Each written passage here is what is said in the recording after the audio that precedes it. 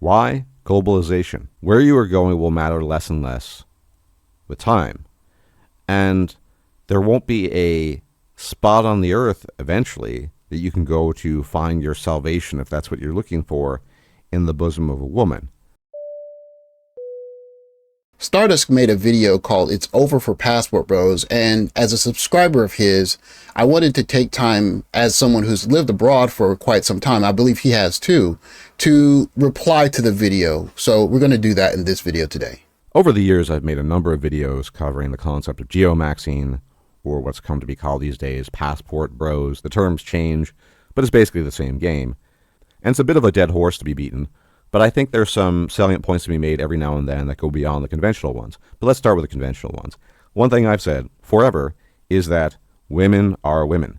Yes, there are cultural influences. Yes, these are factors. However, women are women. They evolved universal behavioral traits because those were the traits that worked out for them ultimately and allowed them to reproduce and allowed them to spread their DNA. And that's why the vast majority of women act like women. Whether they're Filipinas, Brazilians, Germans, Russians, Italians, Chinese, it doesn't matter. Women are women. I've been saying this for years, and for some reason, some people still think that this is not the case. I agree. I agree 100% with this part. As a matter of fact, you're going to see that, well, as a longtime listener of his, I agree with a lot of his approach because his approach is very logical, but he's correct. The only difference I would say is that because environments and laws and situations are different in each country, the behavior has variances because of that, but he's right. Matter of fact, one of the catalysts for this video was a guy that I was talking to online from the United States in his late 20s, I think 28, 29, who was planning to do the passport bros thing, convinced that women in the U.S. were somehow rotten and spoiled, but elsewhere they were fundamentally different. And it's incredible to me, to this day, that some men, many men even, still believe this poppycock, that women in other cultural spheres and other countries are fundamentally different. They're completely different from the women at home. Sure, there's some cultural differences, but women are women. That is the most important thing you can ever understand about human behavior. Men are men, women are women, and the environment is at best a safeguard. The minute you remove her from that environment and put her in your own environment, it's GG, it's game over. You've seen this happen many times. You know the stories about guys bringing their Southeast Asian wives back to the United States or their Colombian wives back to the States, and you know what happens. It isn't pleasant. So, again, I agree. The environment is very important because there's a certain way of behaving in various environments. So you see what you see on American television. You see the twerking, and if you bring anyone into that environment, they're going to get used to that environment and act accordingly. But another thing is that a lot of guys are going overseas thinking that they're going back to the 1950s, and you're not. It's a better way of saying maybe you're going back to America's 2000 or back to America's 1990s, late 90s.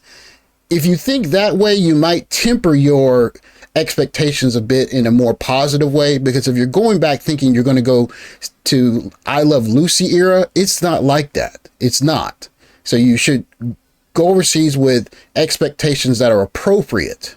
Other thing, which I've talked about several times that I need to convey again, that I've tried to convey to this young guy who wanted to leave the United States in search of, I don't know what you would term it, love, relationship, take your pick. Everything these days is pretty much oversaturated. Not just geomaxxing and passport bros. We'll get to that in a bit. But think about it.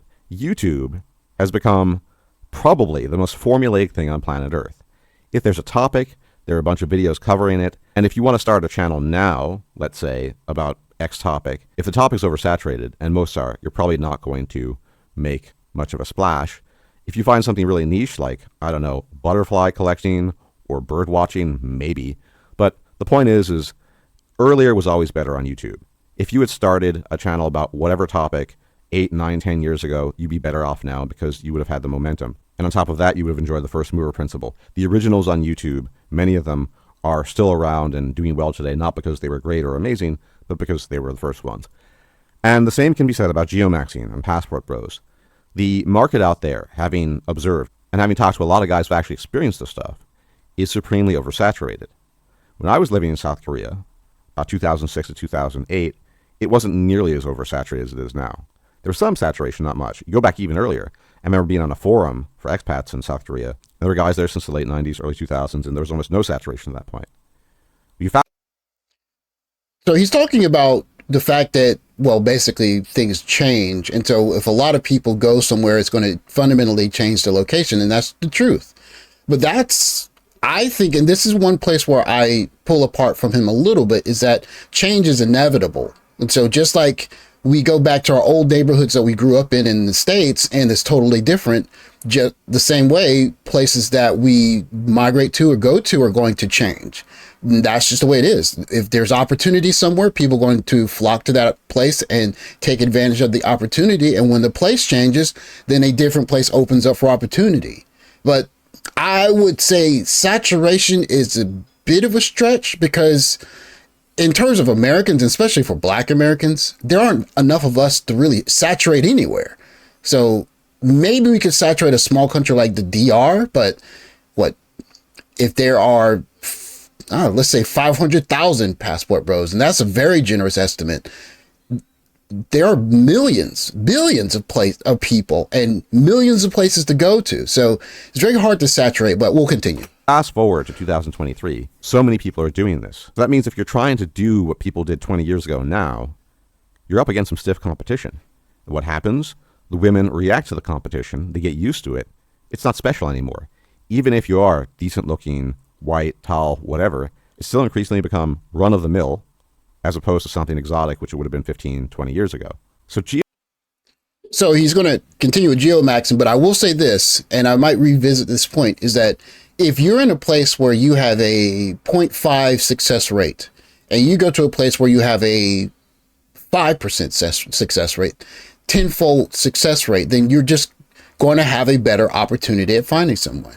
So even if it's saturated, if you stay where you are, and if you where you are is, the States, and, you have the things like body positivity and all kinds of things that are proliferating through the culture, if you go overseas, you'll at least have a better opportunity. So it's not necessarily enough, I would think, to just give up on it completely. Geomaxxing is increasingly an oversaturated market. Women are women.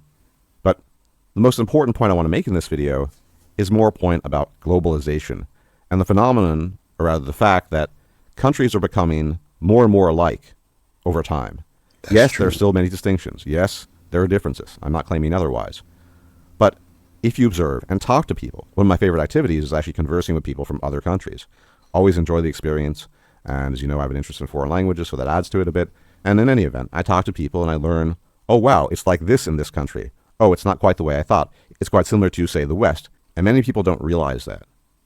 So I want to read a comment that I received on an older video I made about a year ago, the problem of geomaxxing. It's made by a Brazilian gentleman.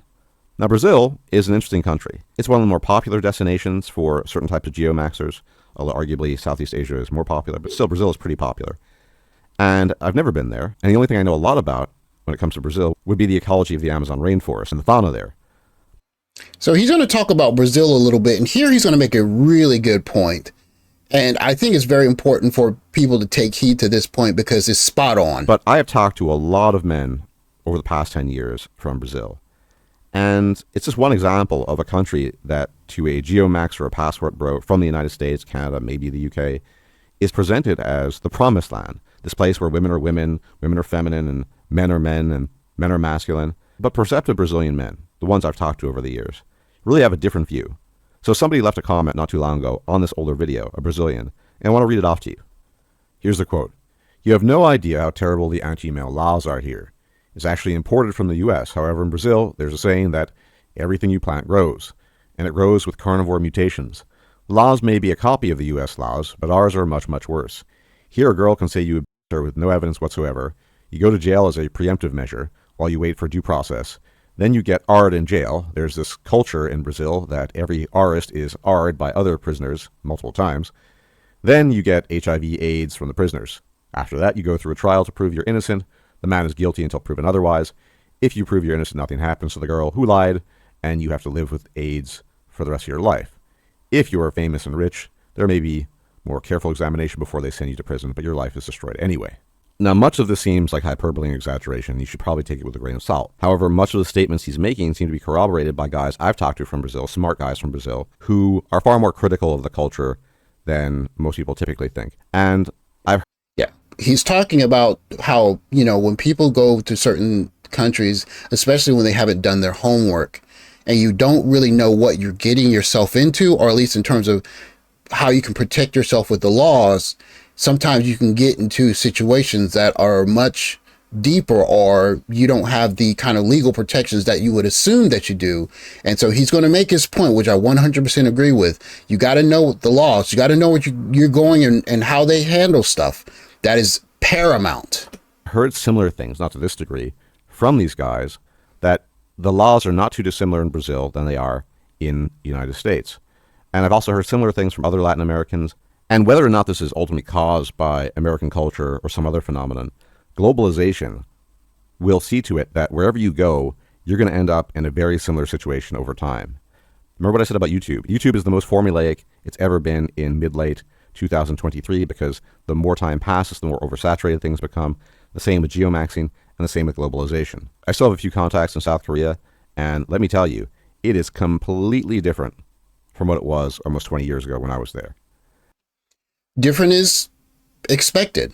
But he talks about saturation. But again, the reason I push back against that is because today's market is today's market. And if you go somewhere and you're essentially competing with the guys who are in the market there today, and if you are someone who can compete, then you are going to have some levels of success. So to say that it's not worth going because you can't compete in a saturated market, I think if you are trying to be the best person you can be, at least you can go and see. Why? Globalization. Where you are going will matter less and less with time. And there won't be a spot on the earth eventually that you can go to find your salvation, if that's what you're looking for, in the bosom of a woman. Not that you could ever find salvation in the bosom of a woman anyway, but the opportunities are getting more and more limited. And the combination of these multiple factors, women being women universally, regardless of where they are, where they grow up, where they live, the oversaturation factor of just so many guys doing it, going out there, heading out there, and just globalization, the cultural adoption of institutions, laws, practices, mores that are similar to the West. That's what's been happening now for decades in general, broadly speaking. I would agree with that, except again, if you are willing to compete and if you're a guy that you're getting yourself together, that's just the game. If you're at home, you got to compete. If you go overseas, you got to compete. And if there are other guys there that you're competing against, then you just have to be better. I think that's just part of the game. And there will still be distinctions, but a lot of it won't be different. And so you now have, as a guy trying to geomax to do your passport bro thing, a panoply of obstacles that are going to either prevent you wholesale from doing it or really, really, really going to stand in your way. Consider that women are women. The fact that if you're going to be geomaxing, in all likelihood, you are going to be a wallet to her. You have to accept that you are going to be basically beta bucks, oofy doofy, however you want to term it. You're going to be a wallet to the woman in question and nothing more. You're going to have this deep competition from other guys.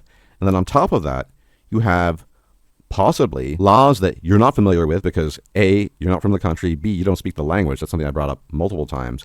You need to learn the language if you're going to live in the country. Gotta learn the language. Otherwise, you are going to get screwed royally. Yes. You don't know the language, you don't know the laws. Correct. You say something, and all of a sudden, you're in big trouble. Whether the laws emulate the laws in the US, Canada, or not, there are going to be things you're not familiar with. Now, that is right.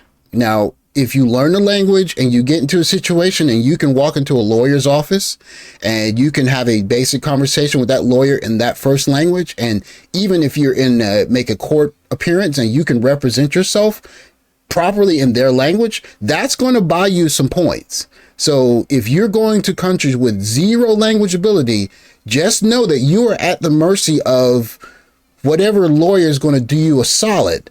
But if you learn the language, you're going to actually be able to not just stand up for yourself, but you'll be able to negotiate the situation. He is 1,000% right here. There are going to be things that could be punitive that you're not familiar with. And as much as they do emulate the laws in the West, say the United States, then you're doubly screwed. So I'm not sure if quote-unquote geomaxing in the traditional sense, say the 15, 20-year ago sense, even makes sense anymore. I would say if you're just out there to have a good time, pay some bar prostitutes or whatever, yeah, that's fine. And it's a very clear and naked, no pun intended, transaction. But if you're looking for love, well, for one thing, you're probably not going to be on this channel, because why on earth would you think that way after all you've learned about human psychology and male-female psychology? But yeah, you're probably not going to find that stuff anymore. We're Yes. So he makes a great point here. I think if guys are going overseas with the explicit desire of finding love, that is setting the bar so high that it's not going to be easily attainable. What guys should be really thinking is, I'm going a place where I'm going to just have a better opportunity, and I'm going to watch and learn, and I'm going to seize where I see the best opportunity is. But to think that you're going to go back and find like 1950s traditional love like that, you should not think that way, because put quite simply, unless you're going to somewhere that's outside of a major city, or even going to a place where not a lot of people, a lot of foreigners have gone, then there's going to be a great deal of modernization where you are. Unless you get away from that, you're going to be dealing with essentially, like I said, 2000s American type thinking young ladies. Where are people going to go next? War zones? You're going to go to Mogadishu, Somalia to find the love of your life? Because, again, the places you can go, they're narrowing, they're getting fewer and fewer, and you need to be on the lookout for that sort of thing. Regardless, if you're on a geo... Actually, I don't know if I agree with that. Now, again, I think he's speaking from a Caucasian male point of view.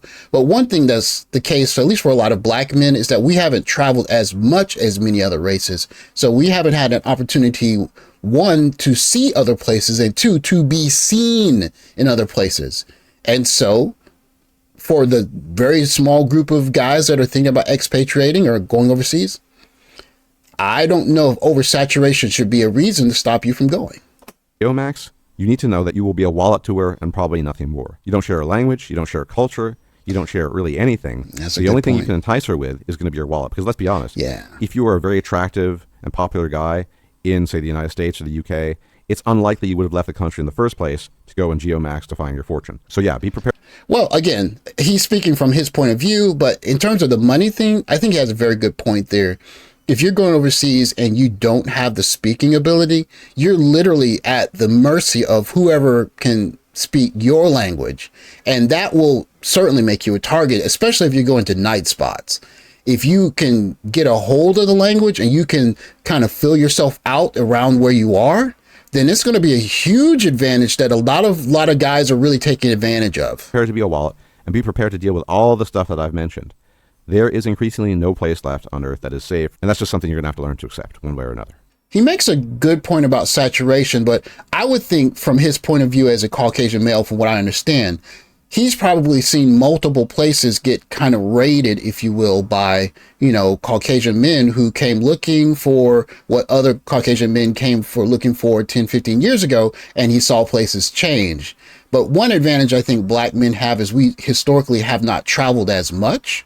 But again, I would say that you got to temper your expectations. If you're looking for like 1950s, like submissive wife maid type lady, you can't really find that as easily in a world where people are watching Sex in the City translated into 50 languages. That's just is not as simple as that.